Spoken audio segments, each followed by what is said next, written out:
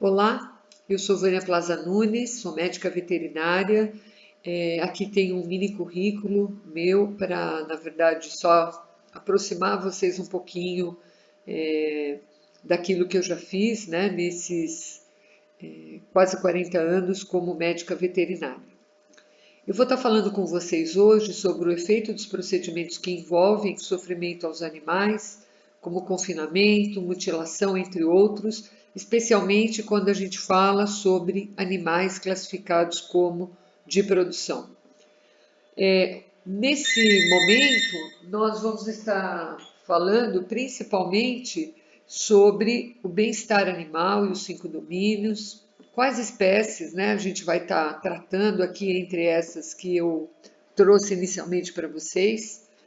Por que será que alguns procedimentos são feitos nesses animais ainda hoje, no século XXI? E será que nós temos como entender os efeitos dessas práticas empregadas nos nossos animais?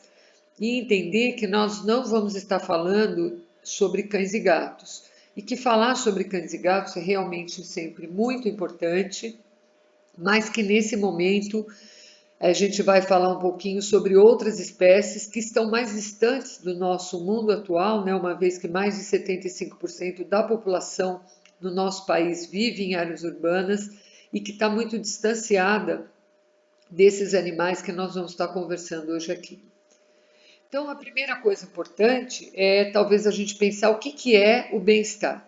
Então, as pessoas, de uma forma geral, podem ter diferentes noções sobre o bem-estar, sobre a perspectiva dos seres humanos. E sempre que a gente estiver falando sobre bem-estar, a gente vai estar falando sobre qualidade de vida. Então, uma série de fatores a gente pode combinar para tentar entender qual é o grau de bem-estar daquela pessoa naquele momento. Se ela está num local aquecido, num local com conforto térmico, se ela está cansada, se ela está bem alimentada ou não, se ela tem um bom relacionamento com os amigos, se ela está se sentindo feliz naquele momento. E se, por exemplo, como nós aqui estamos trocando, né, uma série de informações para aprender novos conhecimentos. Quando a gente junta inúmeros fatores como esses, por exemplo, aqui, nós podemos então pensar que nós temos um indicador da qualidade de vida de cada um de nós nesse momento.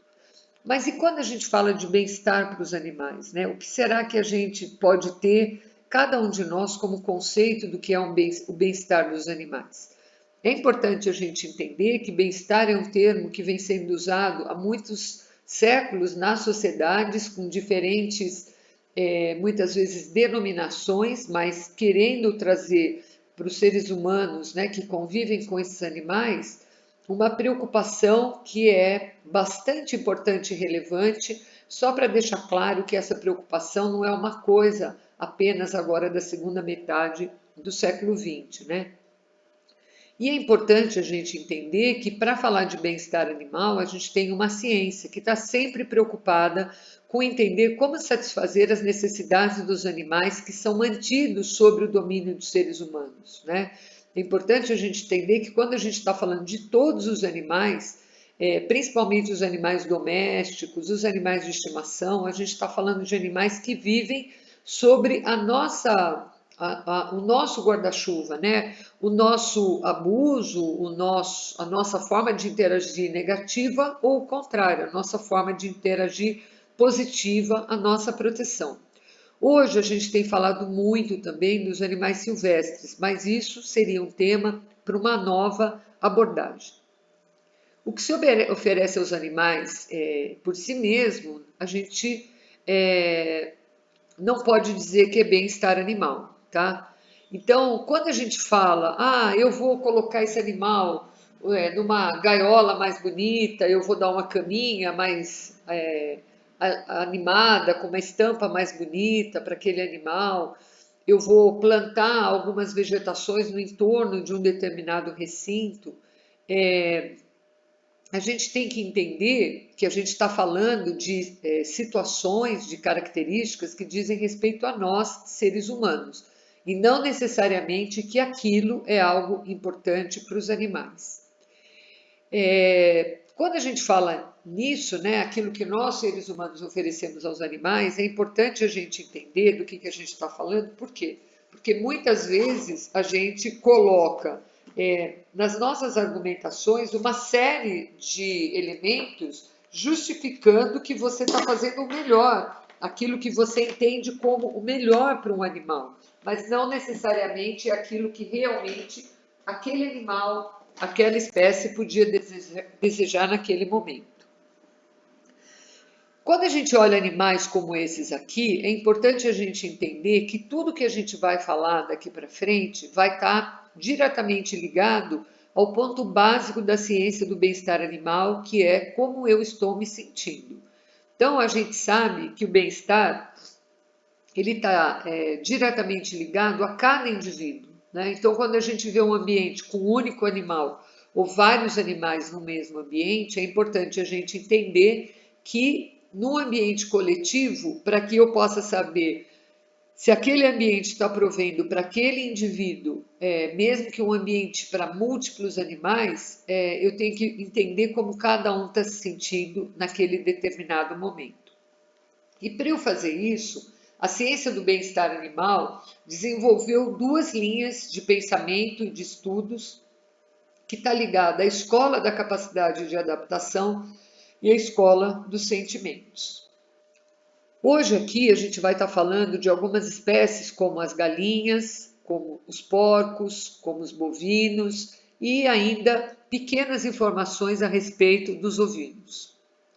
Por que nós devemos pensar então no bem-estar dos animais quando a gente fala em animais que vivem em sistemas de produção?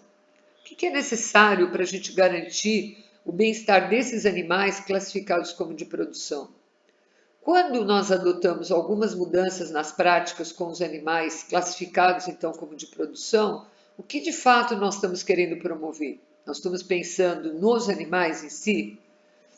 Será que o estresse a que esse animal é submetido durante todo esse processo e durante todo o tempo que ele está dentro de um sistema produtivo, será que isso tem importância? Será que a dor que esses animais possam apresentar por alguns diferentes motivos, né, que possam ocorrer durante a vida desses animais, será que isso também é importante? Será que a gente pensar nos animais importa? Então, eu acho que a partir dessa perspectiva, a gente passa a olhar e a entender que nós vamos estar falando de indivíduos que precisam de uma consideração moral tão relevante quanto qualquer outra das espécies com que nós convivemos, por exemplo, proximamente no nosso ambiente doméstico, como os cães e os gatos que a gente viu há pouco.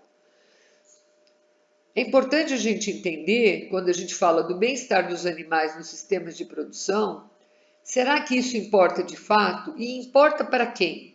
Né? Pensar que a gente vive num país que é o considerado um dos maiores produtores de proteína de origem animal para exportação no mundo todo e que constantemente nos documentos legais, nos documentos de divulgação, nas normas técnicas, a gente encontra esse tema bem-estar animal.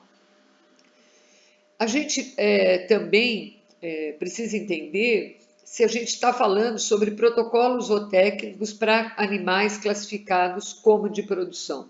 Por que eu estou dizendo isso? Porque muitas vezes existe uma confusão entre o que é um protocolo zootécnico, que é emitido, por exemplo, por um órgão técnico como o Ministério da Agricultura e Pecuária, e o que de fato a gente precisa pensar quando a gente fala sobre a ciência do bem-estar animal.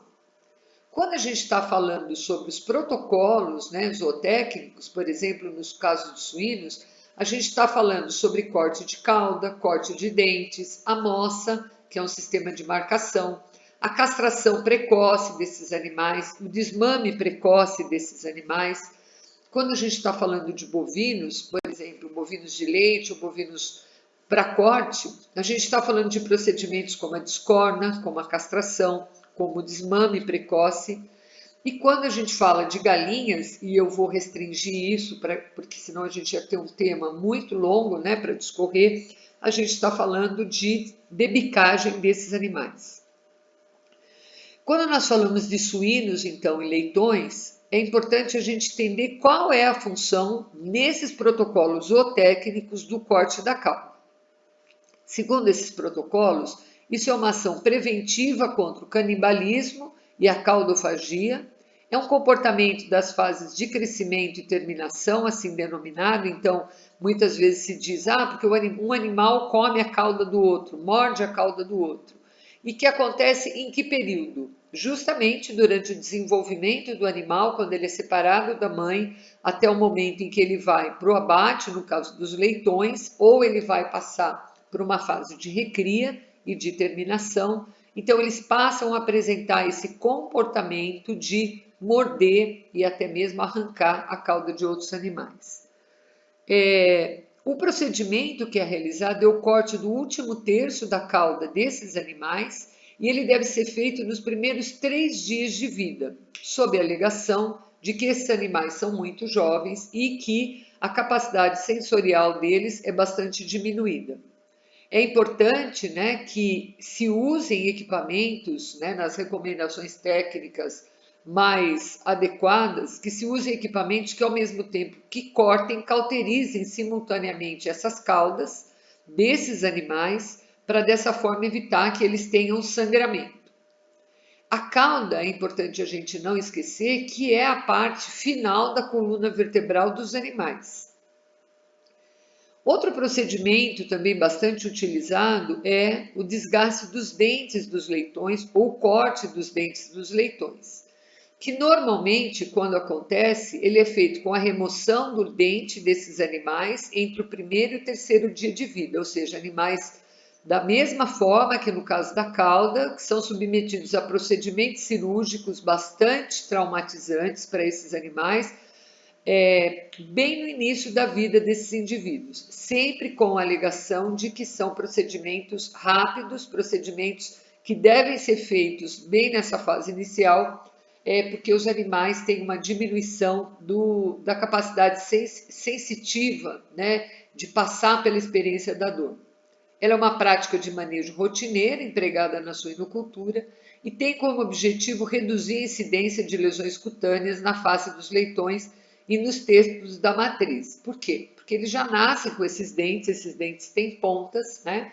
E aí o que acaba acontecendo muitas vezes é que na fase inicial de amamentação, né, na ânsia deles tomarem o leite da mãe, eles podem morder e machucar os tetos maternos e ao mesmo tempo, na brincadeira com o outro, ferir a face, né, o rosto do irmão. Essa prática ela é questionada pelo desconforto, né, que é causado aos leitões e pelo risco potencial de infecções devido à abertura da cavidade pulpar dos dentes. Por quê? É você expor a face interna do dente do animal, porque você corta só a ponta desse dente, né? Aquela ponta mais evidente que a gente consegue observar quando a gente abre a boca do animal. Então aqui a gente tem, né, algumas imagens que eu trouxe de um material que está disponível nos canais aí de produção de leitões, né, mostrando os dentes desses animais. Então são 4 dentes caninos e 4 incisivos que são alvos desse corte. Existe um mecanismo, né, um equipamento próprio para fazer esse corte. Então na imagem superior vocês podem notar que primeiro o animal tem o dente, ele passa pelo corte com o equipamento e depois ele fica sem a ponta dos dentes, como vocês podem observar.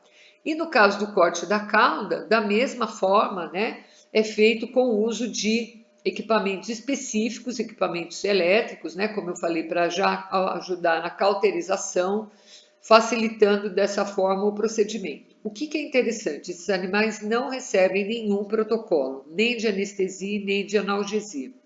E vocês podem olhar que nessa imagem aqui do lado direito, embaixo, a gente também tem uma ovelhinha, né? Elas também são alvo de procedimento de caudectomia, exatamente da mesma forma com que nós temos nos suínos, tá? Então, eu não me dediquei tanto nessa apresentação a falar sobre essa espécie, mas entendam que esse animal também é alvo desse tipo de procedimento. O que é importante a gente entender? Se a gente não quiser falar do bem-estar animal, a gente imaginar que existem modelos mais eficientes, né, que podem nos ajudar no entendimento do que de fato é importante, né, em todo o sistema de criação, em todo o sistema onde a gente tem animais envolvidos e seres humanos, a gente pode usar então o modelo dos 5 domínios do Mellor. Por quê? Porque ele reorganiza, né, o conceito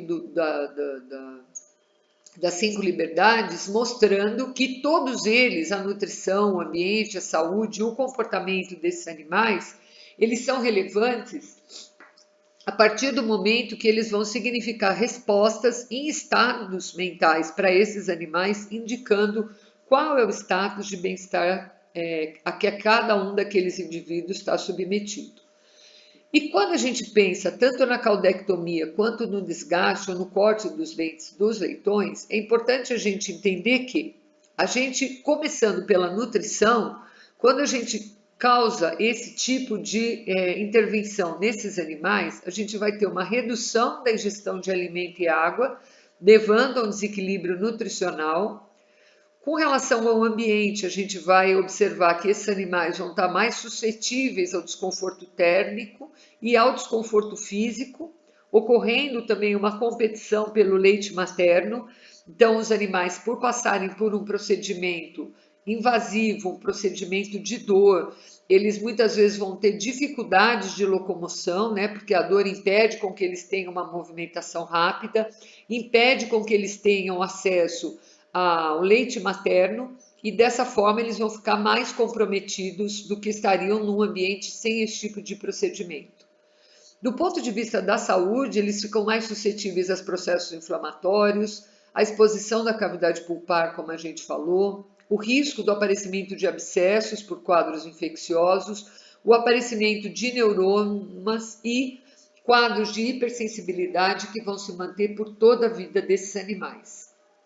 Além disso, nós observamos que, com relação ao comportamento, esses animais vão ter um aumento das vocalizações por conta da dor, vão ter a vivência, né, do isolamento social, uma redução do comportamento exploratório, o que demonstra, né, do ponto de vista da análise comportamental da espécie, que o animal se encontra realmente numa situação de baixo ou ausente bem-estar naquele período, né, que ele é submetido a esse tipo de sentimento, de sensação. E com isso a gente vai ter uma alteração importante do estado mental, com dor aguda e crônica, fome e sede, né, decorrente das questões nutricionais e das questões de mobilidade, o medo, a apatia e a falta de controle das suas próprias necessidades, justamente pelo comportamento que ele passa a desenvolver a partir do momento que ele é submetido a protocolos extremamente invasivos, sem adoção de anestesia, analgesia, anti-inflamatórios para animais, mesmo que bastante jovens.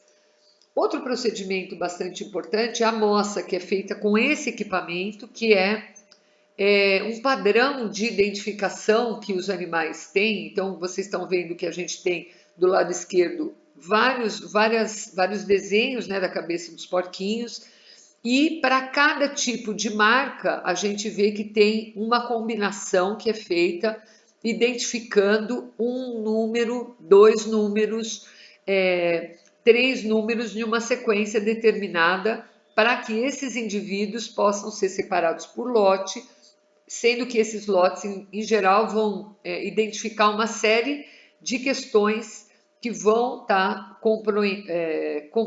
compreendendo práticas do manejo desses indivíduos. Então, aqui, para vocês entenderem, né, como ficam as orelhas desses animais, são animais jovens, são leitões jovens, de poucas semanas de idade, que já têm essas marcações feitas, né, onde uma série de informações do ponto de vista zootécnico, esses animais já mostram através dessas marcações. Esses procedimentos também são feitos sem protocolo de anestesia, em idade também bastante jovem desses animais. Tem algumas questões importantes que eu gostaria também de lembrar aqui para vocês, que a gente não pode esquecer, E eu escolhi especialmente a gente falar sobre os leitões, porque eles são os suínos, né, são uma espécie de animal que é submetida a uma série de procedimentos extremamente dolorosos, invasivos, numa idade muito tenra, né, e uma quantidade enorme de procedimentos. Então, eu acho que é uma espécie que exemplifica bastante bem essas práticas zootécnicas, né, a que os animais classificados de produção são submetidos. Então, aqui, né, mostrando para vocês um procedimento também de castração desses animais, onde a castração também é feita sem protocolo de anestesia. Então, vocês podem ver que ali o profissional tem um bisturi, ele expõe o testículo do animal, ele faz uma torção, né, nesse testículo, ele liga, rompe o ligamento que mantém um ligamento escrotal que mantém um formato determinado do testículo, ele rompe, ele dá um nó no próprio cordão espermático e depois ele corta fora o testículo desse animal, só faz depois um curativo externo. Lógico que antes ele deve ter feito uma limpeza, né, nesse local rapidamente, e o animal é mantido naquele ambiente sem o uso também de nenhum protocolo de analgesia ou um protocolo anestésico ou um protocolo com antibiótico, nada. Os animais são submetidos à castração também na idade bastante jovem, suspensos no ar, como vocês podem ver, né? Então uma pessoa segura e a outra faz o procedimento cirúrgico em poucos instantes e eles acham que por ser muito rápido, em poucos instantes, não é necessário que se faça então a castração sob protocolos consagrados para esse tipo de procedimento que garantiriam o bem-estar dos indivíduos ou a minimização dos impactos que vem a seguir. E, na verdade, a gente também tem procedimentos que também são feitos sem analgesia, abrindo a cavidade abdominal, né, em determinados locais, quando os animais têm presença de hérnia escrotal. Então, seja para se fazer um procedimento tradicional de castração ou num animal que apresenta hérnia escrotal, e aí vocês podem ver, tem uma figura, inclusive, do animal sendo segurado de ponta cabeça para fazer esse tipo de cirurgia, né, sem nenhum tipo de protocolo adequado para conter a dor e todo o comportamento que esse animal vai apresentar, né, contra esse tipo de procedimento. E para evitar tudo isso, nós temos alternativas, né? Por exemplo, a castração imunológica, que é uma alternativa à castração cirúrgica, ela é feita com uma vacina, uma forma de GNRH modificado, que vai causar uma reação tecidual, estabelecendo uma barreira imunológica e tem como vantagem a promoção do bem-estar dos leitões e aproveita-se dos efeitos anabolizantes que os hormônios vão oferecer. Então, é bastante importante nós entendermos que os sistemas de produção, em especial esse de suínos, onde os animais são submetidos a uma quantidade enorme de procedimentos, sem a adoção de protocolos de analgesia, anestesia, anti-inflamatórios, né, uma série de procedimentos considerados obrigatórios para qualquer cirurgia em qualquer outra espécie animal, é possível, pelo menos no caso da castração, que a gente tenha uma nova alternativa que minimize os impactos, então, de sofrimento e dor nesses indivíduos.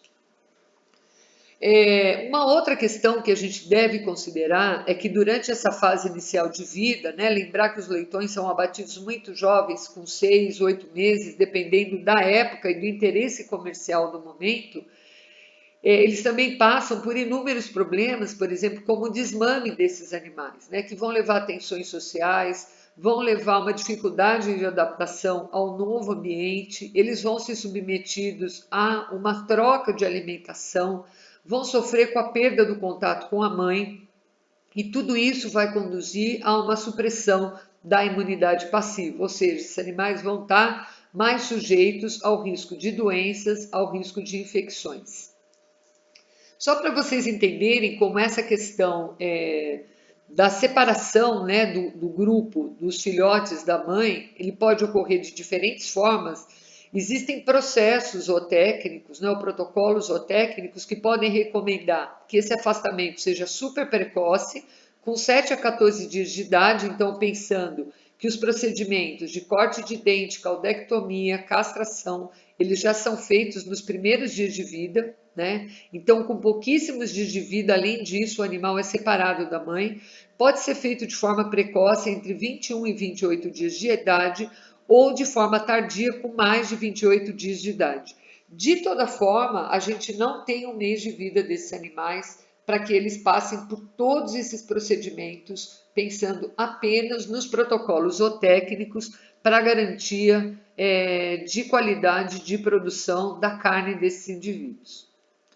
Quando a gente pensa em outras espécies, por exemplo, como as galinhas, né, que são criadas em sistemas intensivos, sejam aves de corte ou aves de postura, a debicagem é um processo muito conhecido, muito consagrado, que é uma prática comum da agricultura, da avicultura, desculpa, industrial brasileira, um processo que ocorre para o corte e cauterização do bico, que causa dor nesses animais, leva parte da população a entender que isso é um método extremamente cruel e ela deve ser realizada com precisão e por pessoas treinadas, né? Lembrando que os lotes de aves, normalmente, que são submetidas a esse tipo de prática, todas ao mesmo tempo, são centenas de animais, se não milhares de animais, todos no mesmo momento, né? No mesmo dia ou em dias subsequentes. Então, aqui só para mostrar para vocês, né, uma sequência ilustrativa do método tradicional de debicagem com lâmina quente, que é realizada nos pintinhos. Então, na primeira imagem, a gente tem numa ave jovem, né, um franguinho com o bico completo. Na segunda imagem, a gente vê esse animal que já foi submetido a esse procedimento de corte e, ao mesmo tempo, cauterização. E na terceira imagem, o animal após o procedimento realizado, o que não dá nem quase para a gente perceber a configuração realmente lembrando a cabeça de uma ave. Observar que entre a segunda e a terceira imagem, que não são do mesmo animal, a gente tem um corte completamente diferente. Mas principalmente na segunda imagem fica evidente, né, o comportamento que esse animal tem em relação à dor. O bico aberto, né, para poder melhorar a própria respiração, os olhos bastante fechados, né, comprimidos uma pálpebra contra a outra. Então, as imagens aqui. Aqui, então, pensando em animais jovens que são submetidos a essa prática, eu gostaria que vocês observassem a imagem da direita, né, um animal, um franguinho que acabou, um pintinho que acabou de ser submetido a essa prática, né, o tamanho da pupila, a expressão facial que esse animal apresenta, e na imagem da esquerda, né, mostrar para vocês os animais que são submetidos assim, a centenas em poucos instantes, né? Então, o comportamento das aves, né? Todos reunidos num cantinho, por quê? Porque eles estão percebendo que os colegas, os amigos, as outras aves que estão com eles ali, embora eles são tão pequenos, estão passando por algum tipo de procedimento que é bastante desagradável, né? É importante a gente entender que essas aves, elas contêm inúmeros receptores sensoriais que estão reunidos nesse local em grande quantidade, muito maior do que em outras regiões do bico dessas aves. Esses mecanorreceptores, eles captam estímulos mecânicos, né, que vão ser capazes de garantir que esses animais tenham tato ou contato com outras substâncias. Então, sentir a terra, outros tipos de alimento, a possibilidade de ciscar e obter, né, os grãos que eles precisam para alimentação no sistema de criação natural. E essas terminações nervosas livres, elas são estruturas muito importantes que dão um tato, uma sensibilidade fina a esses animais. Então, é exatamente na área onde o animal tem maior sensibilidade, maior capacidade de percepção dos detalhes daquilo onde ele encosta o bico, é como se fosse a ponta dos nossos dedos, eles têm isso suprimido e queimado. Uma outra coisa importante da gente entender é que existem diferentes formas, diferentes processos para o corte do bico, né? Então a gente percebe que o bico inferior, normalmente ele é suprimido em 1/4, mas o bico superior ele pode ser suprimido em 1/3 ou 2/3, de acordo com a definição de padrão daquela propriedade. Então, se vocês lembrarem de poucos instantes atrás que a gente viu 3 imagens, o bico inteiro, um animal imediatamente após o procedimento e algum tempo depois, na foto do meio os animais tinham 1/3 do bico suprimido e na foto mais à direita 2/3 do bico suprimido. Quando a gente fala de fêmeas, né, de galinhas em geral ligadas à produção de ovos, né, então a gente tem aqui uma imagem da direita para mostrar isso, a gente vê aves que são debicadas, então, inicialmente com alguns dias de vida, para minimizar os danos causados por bicarem umas às outras, então é absolutamente possível, né, da gente entender porque, olha, o ambiente onde elas são mantidas para a produção de ovos, elas mal podem se mexer, mal podem deitar, tem que se fazer um rodízio entre elas para poder ter acesso à comida e à água, né? Pensando que muitos desses animais ficam contidos nessas gaiolas permanentemente, elas não saem daí nunca. E elas têm, na verdade, quando estão nesse ambiente, o hábito de bicar compulsivamente as próprias penas e as penas de outras aves, né? Sendo um comportamento claro e característico relacionado ao estresse a que elas ficam submetidos, e isso é relatado em experimentos em todo tipo de ave que é mantida num ambiente aglomerado com muitos indivíduos, né? Além disso, elas podem ser submetidas a uma rebicagem, que é importante, né, que durante toda a vida a ave mantém esse bico curto e muitas vezes durante o crescimento eles percebem que o bico está querendo formar novamente, porque muitas vezes o animal não foi bem debicado, foi debicado muito precocemente. Então, para que o animal já numa fase mais adiantada da vida ou até já uma ave mais adulta ele, na verdade, possa ser submetido a esse procedimento, ele precisa estar com um bom score corporal para que, na verdade, ele não tenha perda de peso, né? Quando elas são debicadas de forma severa, né? Então suprimindo 2/3 do bico, por exemplo, esses animais vão ter um menor consumo de ração, uma menor taxa de postura e numericamente elas vão ter uma pior conversão alimentar. Então, é desaconselhável que esse tipo de prática, ou com a remoção da maior parte do bico, ou que a rebicagem aconteça, né? Mas aqui, para vocês entenderem, né, o mesmo tipo de procedimento é feito já com aves maiores, e de novo, né, a mesma expressão, o bico aberto, a fisionomia assustada, né? A cabeça da ave numa posição indicando, né, a postura da ave, da cabeça da ave, se a gente olhar com a primeira imagem, indicando, né, um quadro de medo, de pânico, de aflição que essa ave está experimentando nesse momento.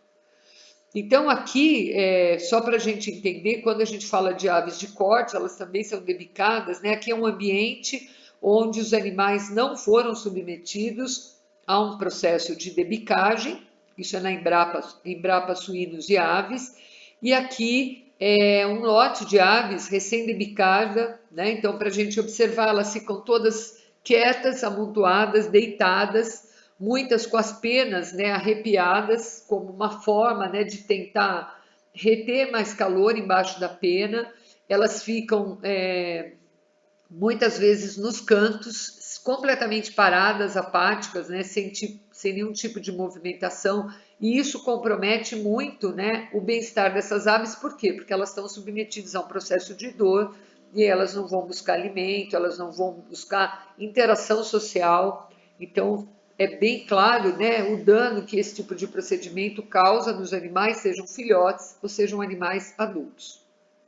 Então, aqui uma imagem, né, para mostrar um sistema de criação intensivo de aves de corte, né, que é bastante comum no nosso país, infelizmente, e o motivo, né, porque essas aves também têm que ser debicadas, porque existe uma alta lotação de animais nesse ambiente, né, fazendo com que essas aves possam se movimentar muito pouco, e tudo isso tem consequências mais graves e mais sérias que nós não iremos abordar no dia de hoje. E por último, a gente vai estar falando um pouco aqui sobre bovinos, né? Sejam bovinos que sejam criados, são bovinos de diferentes raças criados a pasto, né? Animais que são submetidos a procedimentos diversos, sejam animais sem chifre ou animais com chifre. Então, é importante a gente entender que a discorna é um procedimento muito comum realizado nos bezerros, né? E muitos desses procedimentos são realizados também nesses animais sem uso de analgésicos, sem uso de anestésicos. Estudos realizados com médicos veterinários americanos revelaram que 40% dos médicos veterinários que fazem esses procedimentos rotineiramente não usa nenhum tipo de analgésico, seja após a discórdia em bezerros de corte com menos de 6 meses de idade, seja em procedimentos de castração de bezerros de qualquer faixa etária. Em outro estudo realizado, 84% dos veterinários acreditam que seu conhecimento a respeito de analgesia em bovinos é inadequado e 20% desses 84% de veterinários dizem que não usam anti-inflamatórios para os procedimentos a que esses animais são submetidos antes ou após os procedimentos. O uso de analgésicos em cirurgias abdominais de bovinos nos quadros pré-operatórios é feito apenas por 59% dos profissionais e no pós-operatório por 75% dos profissionais. Ou seja, existe ainda profissionais que não usam nem no pré nem no pós-operatório qualquer tipo de analgésico em bovinos submetidos a cirurgias abdominais. Então aqui, desculpa só para mostrar que além disso a gente poderia falar sobre as patologias que afetam os pés desses animais, especialmente no gado leiteiro, né? Então problemas podais importantes ou problemas mamários também ligados a animais de leite. Além disso, há problemas de marcação, seja ferro quente ou nitrogênio líquido, que são procedimentos rotineiramente feitos nesses animais e que causam dor e bastante estresse nesses indivíduos, né? Então, aqui os procedimentos, o local onde se faz o corte do chifre, seja para animais jovens que só tem o botão córneo, né, do chifre, ou animais maiores que já têm o chifre já em fase de desenvolvimento. Então, eu queria que vocês reparassem, inclusive, que quando o animal já tem uma certa idade e é submetido à discorna, a localização do seio frontal, né, que uma parte desse seio frontal vai ficar comprometido se não forem adotados os procedimentos adequados para prevenir quadros infecciosos, inflamatórios a que esses animais possam estar submetidos. Então, no primeiro quadro, né, uma técnica de discorna de bovino com a remoção do chifre, e no segundo quadro, uma técnica, né, de remoção do botão córneo, né, com o uso de uma turquesa. Então, aqui é um material bastante importante, que é uma escala unidimensional da Unesp de Botucatu para avaliação da dor aguda pós-operatória em bovinos, né, onde a gente pode observar alterações na locomoção, na capacidade de interação com o ambiente, na atividade a que esses animais vão estar disponíveis ou não para realizar após esses procedimentos, na vontade ou capacidade de ingestão de alimentos e uma miscelânea de comportamentos que vai se observar nessas circunstâncias. Ou seja, nós já temos conteúdos científicos, conteúdos técnicos de fácil reconhecimento e aplicabilidade no campo para evitar que nós tenhamos problemas e continuemos submeter esses animais a comportamentos de muita dor e muito incômodo. Aqui também é importante, né, animais que são submetidos, bovinos submetidos à orquiectomia, que é a remoção então do testículo desses animais, o comportamento de dor que esses animais vão apresentar. Então, mais uma sequência, né, para mostrar para vocês, os animais apresentam afastamento dos membros, abaixamento das orelhas, apresentam retração da musculatura da cabeça, né? A retração principalmente dessa musculatura da parte de baixo, né? Da mandíbula, escoiciamento muitas vezes da área dolorida, da área afetada, olhar muito para o local, né? Tentar ter acesso àquele local e o decúbito lateral tentando de alguma forma proteger ou ter acesso de alguma forma de conforto para esses animais.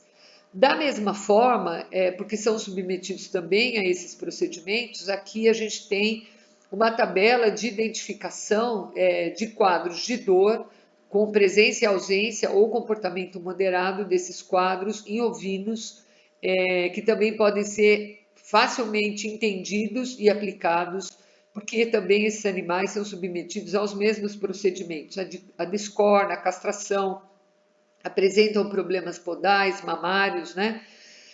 Problemas da tosquia, todos eles decorrentes do manejo intenso a que eles são submetidos nos sistemas de criação.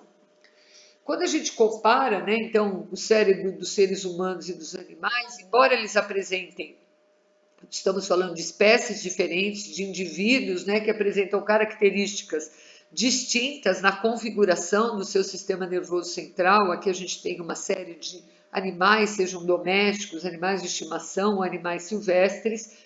A gente observa que o sistema nervoso desses animais, embora com conformação distinta, eles têm todas as mesmas estruturas neurais importantes que existem no sistema nervoso central, para que, na verdade, a gente possa ter o entendimento, né, desses quadros a que eles são submetidos e as respostas, né, neurológicas que esses animais vão apresentar. E por quê? Porque neuroendocrinamente, esses animais apresentam respostas, se não idênticas, muito semelhantes em relação a esses quadros, né, negativos a que são submetidos, gerando respostas, não só respostas comportamentais, mas respostas neuroendócrinas em cada um desses indivíduos, né? Uma questão importante da gente entender é o quadro do estresse, né? Que o estresse é um fenômeno fisiológico complexo, uma síndrome que envolve um aspecto biopsicossocial. Ele tem efeito cumulativo, ele pode ser agudo ou crônico, de pequena, média ou grande intensidade, e pode produzir vantagens positivas como mudança, flexibilidade, transformação, ou então sofrimento, risco de doença e morte, dependendo de qual é o agente desencadeador do quadro de estresse e qual é o tempo que esse agente desencadeador vai ser mantido, né, diante daquele indivíduo a que tá sendo submetido àquele procedimento. É importante a gente entender que nós temos o estresse positivo, que é benéfico, inclusive para o animal, que é chamado eutresse, que causa alterações de curta duração, que vão ocorrer por estímulos agradáveis, que podem ser usados em situações onde ocorre uma quantidade determinada de estímulos para levar uma resposta adaptativa ao desenvolvimento daquele indivíduo, mas, em geral, né, nesses quadros todos que nós vimos aqui até agora, a gente está falando do estresse, né, que são alterações de longa duração, que ocorrem por estímulos desagradáveis, que podem ser diferentes estímulos, mas que se somam nas respostas que vão ser desencadeadas nesses indivíduos, estando associado à ausência, né, a falta do que fazer, o tédio. Então, vocês podem ver que nesses sistemas de criação intensivo, os animais ou não têm o que fazer ou recebem um excesso de estímulo, que é chamado de opressão ou exaustão. Já quando a gente está falando da dor, a gente está falando de uma experiência desagradável, de caráter emocional ou sensorial, que juntamente com a função cardiorrespiratória e a função térmica é considerada o quinto sinal vital de vida dos indivíduos. Ela está associada ou não a uma injúria tecidual potencial, produz respostas comportamentais, neuroendócrinas, autonômicas e imunológicas, podendo gerar resultados negativos sobre o desenvolvimento, o consumo de alimentos, produtividade e bem-estar dos animais. A dor é um mecanismo importante, né, que leva à proteção do organismo, contribui para a manutenção da vida e, por isso, é importante a gente entender a fisiologia desses quadros de dor, o que causa os principais danos nesses animais ou quais são as principais causas de dor nas diferentes espécies, né, que tipo de procedimento faz com que essa dor possa aparecer. Reconhecer os sinais que os animais apresentam, né? Então, cada espécie tem o seu sinal específico. Se eu estou falando de um carnívoro, se eu estou falando de um herbívoro, se eu estou falando de um animal que, na sua expressão comportamental, tem maior capacidade de vocalização ou não. Os profissionais precisam saber avaliar esse quadro e adotar as medidas de prevenção, controle e superação para esses indivíduos. Então, a complexidade da dor, ela ultrapassa a fronteira física, é influenciada pelo meio ambiente, pela resposta psíquica do animal, sendo considerada como um fenômeno, né, biopsicossocial que envolve aspectos biológicos, psíquicos e social do indivíduo. Ou seja, a dor é algo complexo que precisa ser profundamente entendido e considerado em todo tipo de procedimento a que os animais são submetidos.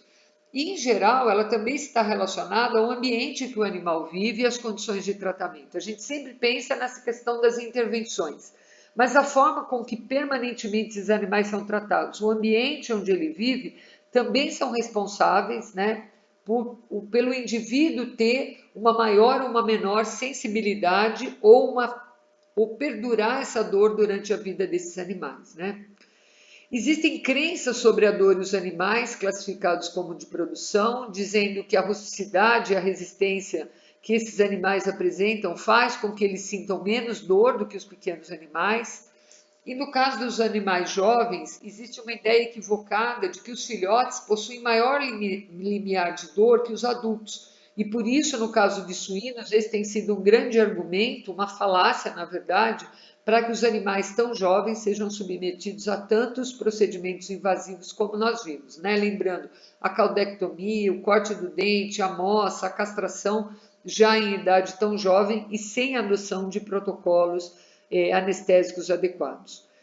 Muitas vezes esses animais são submetidos a procedimentos cirúrgicos menos traumáticos que os adultos, né? Mas por eles imaginarem que são menos traumáticos, deixam também de adotar esses protocolos necessários para garantir que os animais não sofram, né, durante esses procedimentos ou após a realização desses procedimentos. E o tratamento, em muitos dos casos, é considerado insatisfatório, porque além do dano físico, além da manifestação neurológica que esses animais vão apresentar, né, pelo sistema nervoso periférico e central, que funciona, né, fazendo com que esse animal tenha um quadro de dor, a gente tem o problema da dor mental que esses indivíduos são submetidos, né? Então, a avaliação da dor são descritos na literatura em geral frequentemente associados às doenças e não se pensam que outros procedimentos, né, ou até o manejo equivocado pode levar os animais a apresentar quadro de dor não só aguda, mas a dor crônica, né? Então, a dor, ela traz grandes transtornos, né, para a saúde do animal, provocando uma experiência sensorial e emocional desagradável, uma ativação de respostas neuroendócrinas, quebrando o equilíbrio homeostático do organismo. Quando ela é mantida de forma permanente, pode resultar nesses animais em automutilação, incompetência imune e mesmo a morte dos indivíduos. O diagnóstico normalmente está baseado na associação de avaliações subjetivas, objetivas, requerendo observação cuidadosa do paciente, identificando alterações comportamentais, hormonais e metabólicas. E o reconhecimento da dor, ele é fundamental para que a gente haja prevenindo procedimentos, manejo a esses animais já previamente, né, antes de realizar, eu já sei que aquilo pode levar a um quadro de dor, então eu vou buscar uma alternativa, eu vou atrelar aquele procedimento a algo que vai evitar que esses animais venham a passar pelo quadro da dor. E o tratamento, né, desses animais é sempre um desafio dos médicos veterinários, na forma de administração, na dose, no tipo de droga, na disponibilidade, o custo do tratamento. E quando feito de forma precoce, ele é fundamental, né, para prevenir alterações psicológicas, neuropatológicas, endócrinas, metabólicas, todas elas causadas pela manifestação da dor. A avaliação sempre deve ser feita se considerando as características específicas daquele animal, então a espécie, o sexo, a idade, o estado nutricional, né, o estado de saúde daquele indivíduo. Se esse animal já passou por afecções prévias ou está passando por outros tipos de afecções concomitantes naquele momento, qual é o tecido e o órgão acometido que, diante disso, pode nos ajudar na adoção de um protocolo mais adequado e na identificação correta da intensidade da dor. Então, mudanças comportamentais sutis revelaram como alterações na expressão, que as alterações das expressões faciais dos animais são excelentes ferramentas para avaliação da dor, por exemplo, em bovinos. E isso também vem se mostrando em outras espécies, incluindo os suínos e as aves.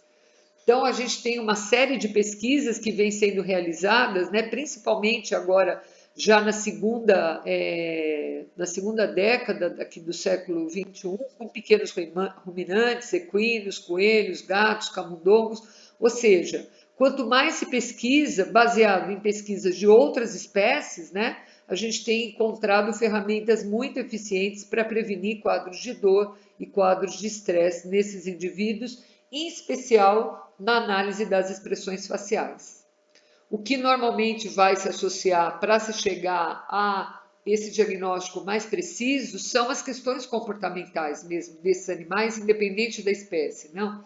Então, as mudanças de postura, o arqueamento do dorso, o abaixamento da cabeça, animais que apresentam claudicação mais ou menos severa, a vocalização e a modificação tanto do comportamento social, como a gente viu em algumas imagens, especialmente nas galinhas, né, como a gente olhou, e o comportamento alimentar também muito bem exemplificado na questão das aves, né?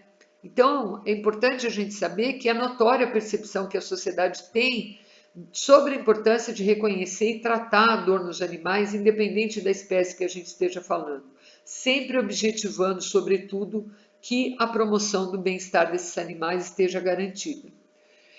Para terminar, eu queria lembrar aos senhores, né, que se a gente pegar as 5 liberdades tradicionais, né, que foram trazidas a nós pelo Farm Animal Welfare Council do Reino Unido em 1993, portanto já há 29 anos, eles diziam que todos os animais, especialmente os de produção, onde toda essa teoria inicialmente foi desenvolvida, deveriam ser mantidos livres de fome e sede, desconforto, dor, lesões e doenças, medo, estresse e livres para expressar o seu comportamento natural. Então, eu gostaria que vocês, a partir daqui, olhassem, né, para os nossos animais nos sistemas produtivos e avaliassem se, de fato, o que a gente tem trazido de bem-estar animal para esses indivíduos que vivem nesses sistemas. E lembrar, né, que ainda nos anos 60, no final dos anos 60, portanto, mais de uma década antes, né, dessas 5 liberdades que nós temos até hoje aqui entre nós, as primeiras que foram trazidas pelo relatório do Comitê Bramble dizia que todos os animais deviam, nos sistemas de criação, serem capazes de virar-se, cuidar-se corporalmente, levantar-se, deitar-se e estirar os membros. Então, eu gostaria que vocês pensassem, né, se nas imagens do que a gente viu, que retratam o nosso sistema de produção de aves, de suínos, de bovinos, sejam animais de sistema mais intensivo, ou até animais de sistema mais extensivo, se tudo isso está garantido para esses animais, pelo menos na maior parte do tempo. Lembrar que a Declaração de Cambridge mostrou que os animais, independente da espécie, a imensa maioria dos animais que fazem parte do nosso cotidiano, como os mamíferos, as aves e muitos outros, incluindo os polvos, também possuem substratos neurológicos que indicam evidências convergentes que os animais não humanos têm substratos neuroanatômicos, neuroquímicos e neurofisiológicos de estados de consciência e capacidade de exibir comportamentos intencionais. Ou seja, não adianta a gente ter uma série de evidências científicas mais do que comprovadas e nós, enquanto profissionais, nós, enquanto sociedade, não adotarmos medidas corretas para evitar que esses animais passem por estados de sofrimento, de dor, de estresse, de angústia, única e exclusivamente para aumentar o lucro em sistemas produtivos. Pensar que a consciência dos animais ela é algo muito evidenciado mesmo por pessoas leigas, né? A consciência dos animais é algo que se percebe num determinado momento a respeito da situação imediata que aquele animal está experimentando. A gente prestando atenção às imagens, às representações dos objetos e dos eventos, a gente percebe que os animais fazem as mesmas coisas. Eles simplesmente têm sinais de comunicação que são diferentes do nosso. Nós usamos uma linguagem falada, eles usam muitas vezes uma linguagem comportamental, uma linguagem postural, mesmo uma linguagem com vocalização, mas depende da espécie, isso é mais ou menos evidenciado de uma forma muito específica, né? A gente precisa entender que representações podem ser situações com as quais o animal se defronta no presente, lembranças que ele tem ou antecipações de situações futuras que ou ele percebe que vai passar, baseado em outros indivíduos que estão no mesmo ambiente, como a gente viu, ou situações que ele já vivenciou no passado. Então é importante a gente entender que os animais de fato têm consciência para aquilo que é fundamental para que eles possam garantir a sua sobrevivência. A senciência é um atributo da consciência e uma capacidade de adaptação. A consciência se refere ao amplo espectro de estados nos quais a consciência imediata do pensamento, da memória e das sensações.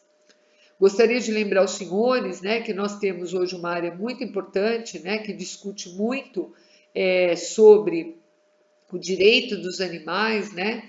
E quando a gente fala de bem-estar animal, é importante a gente estar atento, né, sobre essa multiplicidade de olhares, né, sistemas produtivos, o conceito econômico, as burocracias, os protocolos sanitários, quais são os critérios de conduta ética, o respeito à ciência que está sendo adotado nos diferentes sistemas de criação. Então, eu trouxe só uma exemplificação através desse trabalho para a gente entender que não basta a gente ter conhecimento técnico, conhecimento científico sobre a nossa área de atuação.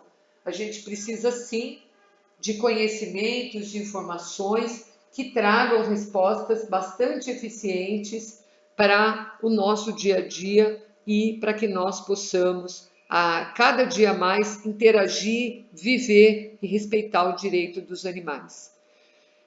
Eu acho que por último eu gostaria de deixar essa reflexão, né, para todos vocês, onde fica claro, né, se será que aquele sistema, né, que a Raquel Carson trouxe para nós e que deu origem, né, ao que a gente conhece hoje como a ciência do bem-estar animal, que ela trouxe lá atrás para a gente em 64, está sendo obedecido hoje em dia, né? Será que a gente, na verdade, avançou do que ela nos trouxe até agora?